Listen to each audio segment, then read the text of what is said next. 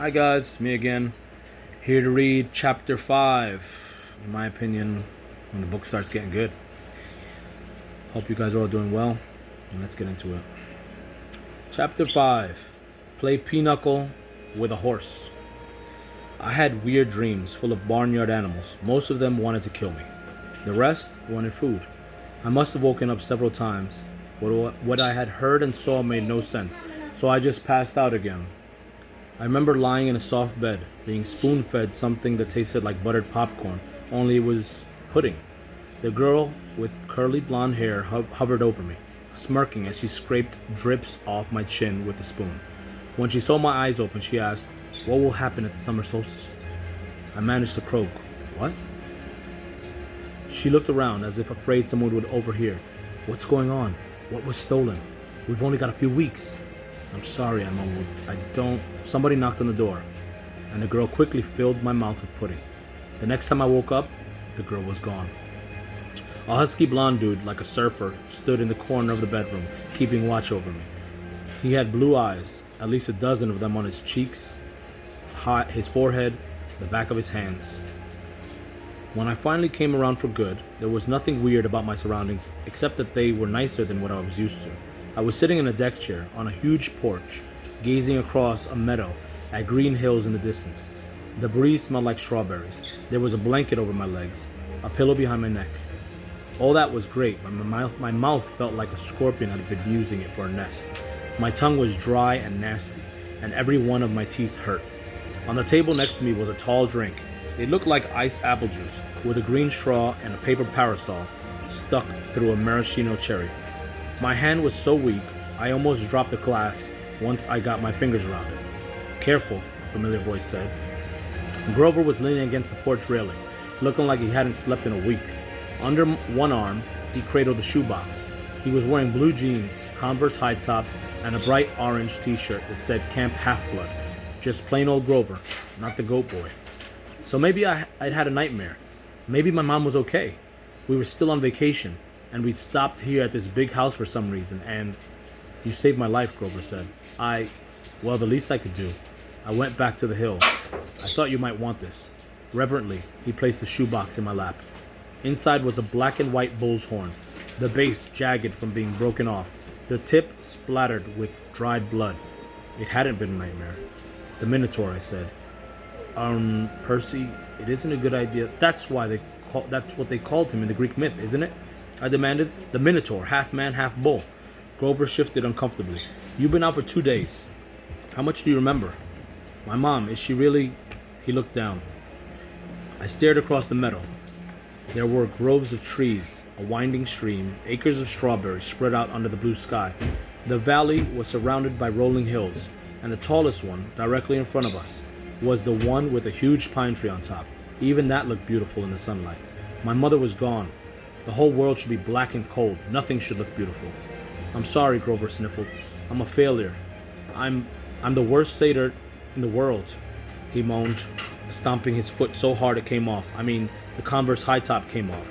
The inside was filled with styrofoam except for a hoof-shaped hole. "Oh, sticks," he mumbled. Thunder rolled across the clear sky. As he struggled to get his hoof back in the fake foot, I thought, well, that settles it. Grover was a satyr. I was ready to bet that if I shaved his curly brown hair, I'd find tiny horns on his head. But I was too miserable to care that satyrs existed, or even minotaurs. All that meant was my mom really had been squeezed into nothingness, dissolved into yellow light. I was alone, an orphan. I would have to live with Smelly Gabe? No, that would never happen. I would live on the streets first. I would pretend I was 17 and join the army. I'd do something. Grover was still sniffling. The poor kid, poor goat, satyr, whatever, looked as if he expected to be hit. I said, "It wasn't your fault." "Yes, it was. I was supposed to protect you." "Did my mother ask you to protect me?" "No, but that's my job. I'm a keeper. At least, I was." "But why?" I suddenly felt dizzy, my vision swimming. "Don't strain yourself," Grover said. "Here." He helped me hold my glass and put the straw to my lips. I recoiled at the taste, but because I was expecting apple juice. It wasn't that at all. It was chocolate chip cookies, liquid cookies. And not just any cookies, my mom's homemade blue chocolate chip cookies. Buttery and hot, with the chips still melting. Drinking it, my whole body felt warm and good, full of energy. My grief didn't go away, but I felt as if my mom had just brushed her hand against my cheek, given me a cookie the way she used to when I was small, and told me everything was going to be okay. Before I knew it, I drained the glass. I stared into it. Sure, I just had a warm drink, but the ice cubes hadn't even melted. Was it good? Grover asked. I nodded. What did it taste like? He sounded so wistful, I felt guilty. Sorry, I said. I should have let you taste. His eyes got wide. No, that's not what I meant. I just wondered. Chocolate chip cookies, I said. My mom's. Homemade. He sighed. How do you feel? Like I could throw Nancy Bobofit 100 yards. That's good, he said. That's good. I don't think you could risk drinking any more of that stuff. What do you mean? He took the empty glass from me gingerly as if it were dynamite and set it back on the table. Come on. Chiron and Mr. D are waiting. The porch wrapped all the way around the farmhouse. My legs felt wobbly, trying to walk that far. Grover offered to carry the Minotaur horn, but I held on to it. I paid for the souvenir the hard way. I wasn't going to let it go. As we came around the opposite end of the house, I caught my breath. We must have been on the north shore of Long Island because on this side of the house, the valley marched all the way up to the water, which glittered about a mile in the distance. Between here and there, I simply couldn't process everything I was seeing. The landscape was dotted with buildings that looked like ancient Greek architecture, an open-air pavilion, an amphitheater, a circular arena, except that they all looked brand new, their white marble columns sparkling in the sun. In a nearby sandpit, a dozen high school-aged kids and satyrs played volleyball. Canoes glided across a small lake. Kids in bright orange t-shirts like Grover's were chasing each other around a cluster of cabins nestled in the woods. Some shot targets at an archery range. Others rode horses down a wooden trail. And, unless I was hallucinating, some of their horses had wings. Down at the end of the porch, two men sat across from each other at a card table. The blonde-haired girl who'd spoon-fed me popcorn-flavored pudding was leaning on the porch rail next to them. The man facing me was small but porky. He had a red nose, big watery eyes, and curly hair so black it was almost purple. He looked like those paintings of baby angels. What do you call them? Hubbubs? No, cherubs. That's it. He looked like a cherub who turned middle-aged in a trailer park.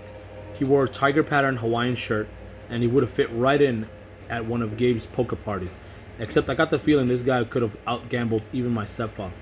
That's Mr. D, Grover murmured to me. He's the camp director. Be polite. The girl, that's Annabeth Chase. She's just a camper, but she's been here longer than just about anybody. And you already know Chiron. He pointed at the guy whose back was to me. First, I realized he was sitting in the wheelchair. Then I recognized the tweed jacket, the thinning brown hair, the scraggly beard. Mr. Brunner, I cried. The Latin teacher turned and smiled at me. His eyes had that mischievous glint they sometimes got in class when he pulled the pop quiz and made all the multiple choice answers B. Ah, good, Percy, he said. Now we have 4 for Pinochle. He offered me a chair to the right of Mr. D, who looked at me with bloodshot eyes and heaved a great sigh. Oh, I suppose I must say it. Welcome to Camp Half-Blood. There, now don't expect me to be glad to see you. Thanks. I scooted a little further away from him because there was one thing I learned about living with Gabe. It was how to tell when an adult had been hitting the happy juice. If Mr. D was a stranger to alcohol, I was a satyr. Annabeth, Mr. Brunner called to the young blonde girl. She came forward and Mr. Brunner introduced us. This young lady nursed you back to health, Percy. Annabeth, my dear, why don't you go check on Percy's bunk? We'll be putting him in cabin 11 for now. Annabeth said, Sure, Chiron. She was probably my age, maybe a couple of inches taller and a whole lot more athletic looking. With her deep tan and curly blonde hair, she was almost exactly what I thought a stereotypical California girl would look like, except her eyes ruined the image. They were startling gray, like stormy clouds, pretty but intimidating too, as if she were analyzing the best way to take me down in a fight. She glanced at the Minotaur horn in my hands, then back at me. I imagined she was going to say, You killed the Minotaur, or Wow, you're so awesome, or something like that. Instead she said, You drool when you sleep. Then she sprinted off down the lawn, her blonde hair flying behind her. So, I said, anxious to change the subject, You, work here, Mr. Brunner? Not Mr. Brunner. The ex-Mr. Brunner said.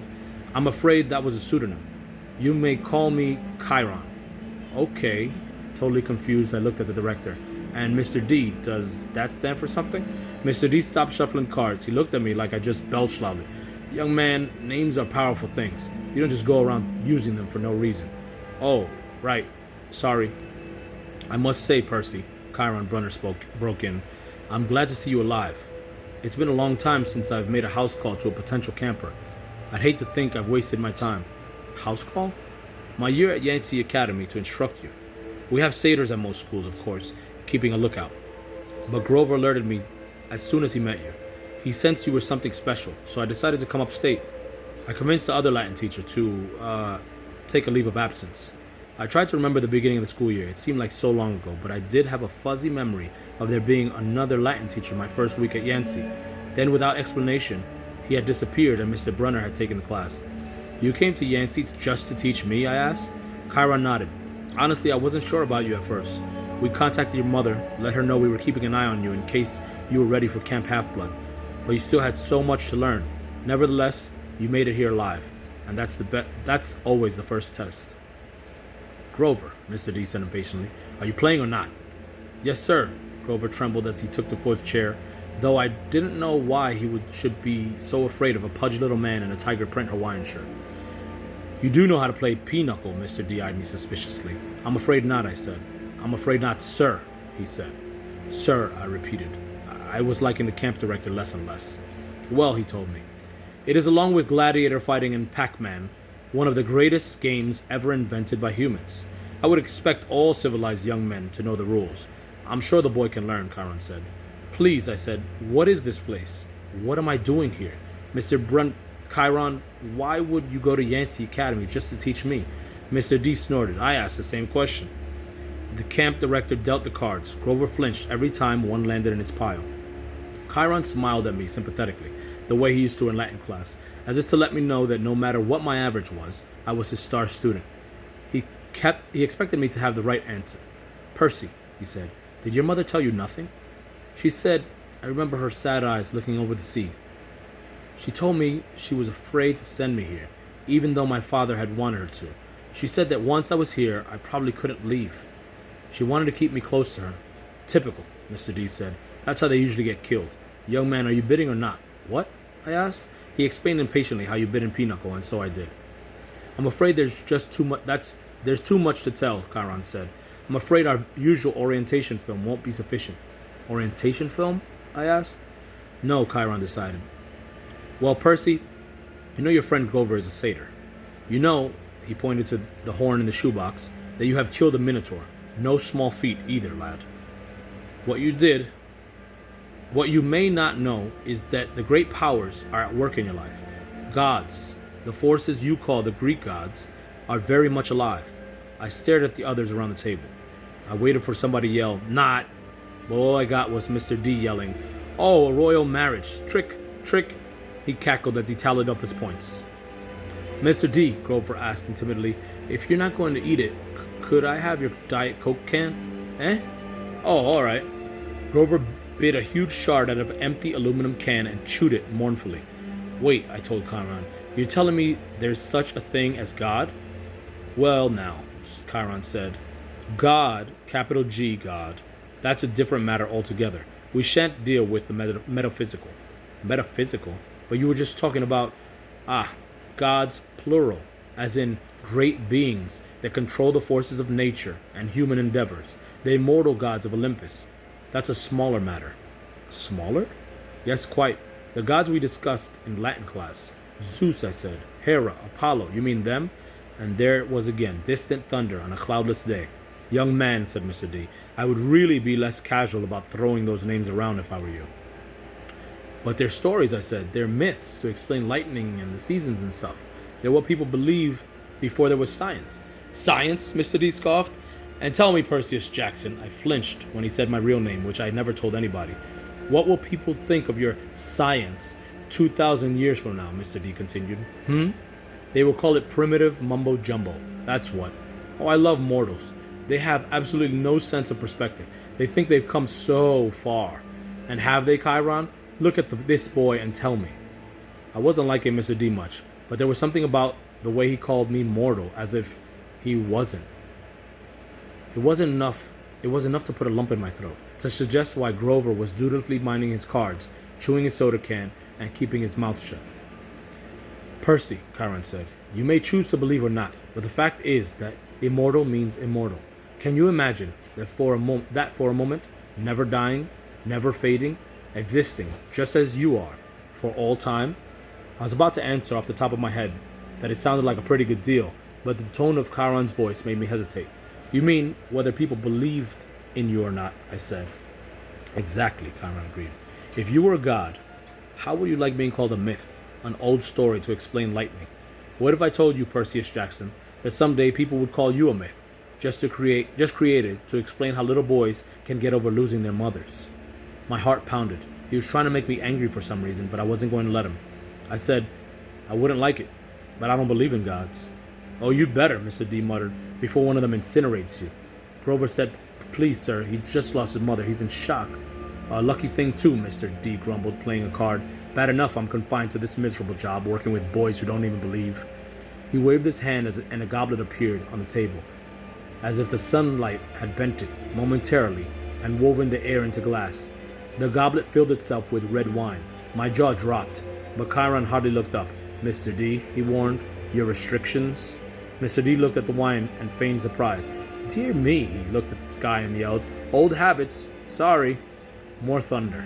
Mr. D waved his hand again, and the wine glass changed into a fresh can of Diet Coke. He sighed unhappily, popped the top of the soda, and went back to the card game. Chiron winked at me. Mr. D offended his father a while back. Took a fancy to a wood nymph who had been declared off limits. A wood nymph, I repeated, still staring at the Diet Coke can as if it were from outer space. Yes, Mr. D confessed. Father loves to punish me. The first time, prohibition. Ghastly. Absolutely horrid. 10 years. The second time, well, she really was pretty. And I couldn't stay away. The second time, he sent me here. Half-Blood Hill. Summer camp for brats like you. Be a better influence, he told me. Work with youths rather than tearing them down. Ha! Absolutely unfair. Mr. D sounded about 6 years old, like a pouting little kid. And I stammered, your father is D Immortalis, Chiron. Mr. D said, I thought you taught this boy about the basics. My father's Zeus, of course. I ran through D names from Greek mythology. Wine, skin of a tiger, the satyrs that all seemed to work here, the way Grover cringed as if Mr. D were his master. You're Dionysus, I said, the god of wine. Mr. D rolled his eyes. What do they say these days, Grover? Do the children say, well, duh? Yes, Mr. D. Then, well, duh, Percy Jackson. Did you think I was Aphrodite, perhaps? You're a god. Yes, child. A god. You. He turned to look at me straight on, and I saw a kind of purplish fire in his eyes. A hint that this whiny, plump little man was only showing me the tiniest bit of his true nature. I saw visions of grapevines choking unbelievers to death, drunken warriors insane with battle lust, sailors screaming at their hands turned to flippers, their faces elongating into dolphin snouts. I knew that if I pushed him, Mr. D would show me worse things. He would plant a disease in my brain that would leave me wearing a straitjacket in a rubber room for the rest of my life. Would you like to test me, child? He said quietly. No, no, sir. The fire died a little. He turned back to the card game. I believe I win. Not quite, Mr. D, Chiron said. He set down a straight, tallied the points, and said, the game goes to me. I thought Mr. D was going to vaporize Chiron right out of his wheelchair, but he just sighed through his nose, as if he were used to being beaten by the Latin teacher. He got up and Grover rose too. I'm tired, Mr. D said. I believe I'll take a nap before the sing-along tonight. But first, Grover, we need to talk. Again, about your less than perfect performance on this assignment. Grover's face beaded with sweat. Yes, sir. Mr. D turned to me. Cabin 11, Percy Jackson. And mind your manners. He swept into the farmhouse, Grover following miserably. Will Grover be okay? I asked Chiron. Chiron nodded, though he looked a bit troubled. Old Dionysus isn't really mad, he just hates his job. He's been, grounded, I guess you would say. And he can't stand waiting another century before he's allowed to be go back to Olympus. Mount Olympus, I said? You're telling me there's really a palace there? Well, now, there's Mount Olympus in Greece, and then there's the home of the gods.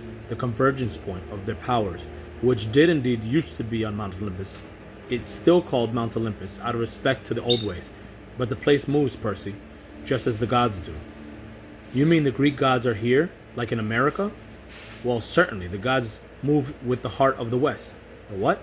Come now, Percy. What you call Western civilization, you think it's just an abstract concept? No, it's a living force, a collective consciousness that has burned bright for thousands of years. The gods are part of it. You might even say they are the source of it, or at least they are tied so tightly to it that they couldn't possibly fade, not unless all of Western civilization were obliterated. The fire started in Greece. Then, as you well know, or as I hope you know, since you passed my course, the heart of the fire moved to Rome, and so did the gods. Oh, different names, perhaps. Jupiter for Zeus, Venus for Aphrodite, and so on. But the same forces, the same gods. And then they died. Died? No. Did the West die? The gods simply moved to Germany, to France, to Spain, for a while. Wherever the flame was brightest, the gods were there. They spent several centuries in England. All you need to do is look at the architecture. People do not forget the gods. Every place they've ruled, for the last 3,000 years, you can see them in paintings, in statues, on the most important buildings. And yes, Percy, of course they are now in your United States. Look at your symbol, the eagle of Zeus. Look at the statue of Prometheus in Rockefeller Center. The Greek facades of your government buildings in Washington. I defy you to find any American city where the Olympians are not prominently displayed in multiple places. Like it or not, and believe me, plenty of people weren't very fond of Rome either. America is now the heart of the flame. It is the great power of the West, and so Olympus is here, and we are here. It was all too much, especially the fact I seem to be included in Chiron's we, as if I were part of some club. Who are you, Chiron? Who am I? Chiron smiled. He shifted his weight as if he were going to get up out of his wheelchair, but I knew that was impossible. He was paralyzed from the waist down. Who are you, he mused. Well, that's the question we all want answered, isn't it? But for now, we should get you a bunk in cabin 11. There will be new friends to meet, and plenty of time for lessons tomorrow. Besides, there will be s'mores at the campfire tonight, and I simply adore chocolate. And then he did rise from his wheelchair. But there was something odd about the way he did it. His blanket fell away from his legs, but the legs didn't move. His waist kept getting longer, rising above his belt. At first, I thought he was wearing a very long white velvet underwear. But as he kept rising out of the chair, taller than any man, I realized that the velvet underwear wasn't underwear. It was the front of an animal, muscle and sinew under coarse white fur. And the wheelchair wasn't a chair, it was some kind of container, an enormous box on wheels. And it must have been magic because there was no way it could have held all of him. A leg came out, long and knobby-kneed, with a huge polished hoof, then another front leg, then hindquarters, and then the box was empty, nothing but a metal shell with a couple of fake human legs attached. I stared at the horse who had just sprung from the wheelchair, a huge white stallion, but where its neck should be was the upper body of my Latin teacher, smoothly grafted to the horse's trunk. What a relief, the centaur said. I'd been cooped up in there so long, my fetlocks had fallen asleep. Now come, Percy Jackson, let's meet the other campers. And that's the end of chapter 5. Hope you guys enjoyed it, and see you soon.